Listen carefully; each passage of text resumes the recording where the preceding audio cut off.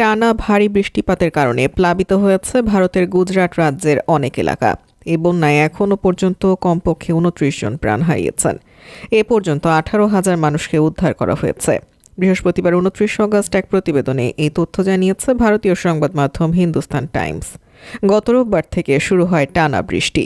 রাজ্যটিতে বার্ষিক গড় বৃষ্টিপাতের ১০৫% হয়েছে গত কয়েকদিনে। বিপদসীমা পার করেছে ১৪০টি রিজার্ভার ও বাঁধের পানি। অজোয়া ও প্রতাপুরা রিজার্ভের পানি ছেড়ে দেয় তা পড়েছে বিশ্বমিত্রী নদীতে। তলিয়েছে আশপাশের গ্রাম ও শহরগুলো। ১০ থেকে ১২ ফুট পানির নিচে বিভিন্ন এলাকা। ডুবে আছে রাস্তাঘাট, বাড়িঘর। অনেকেই আশ্রয় নিয়েছে ছাদে। আরও ২ দিন ভারী বৃষ্টিপাতের পূর্বাভাস দিয়েছে ভারতের আবহাওয়া বিভাগ। উদ্ধার ও ত্রাণ তৎপরতায় জরুরি বিভাগের পাশাপাশি কাজ করছে সেনা, বিমানবাহিনী ও কোস্টগার্ড।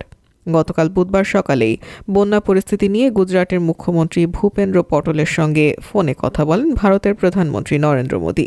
বন্যা পরিস্থিতি মোকাবেলায় সব রকমের সাহায্যের আশ্বাস দেন তিনি।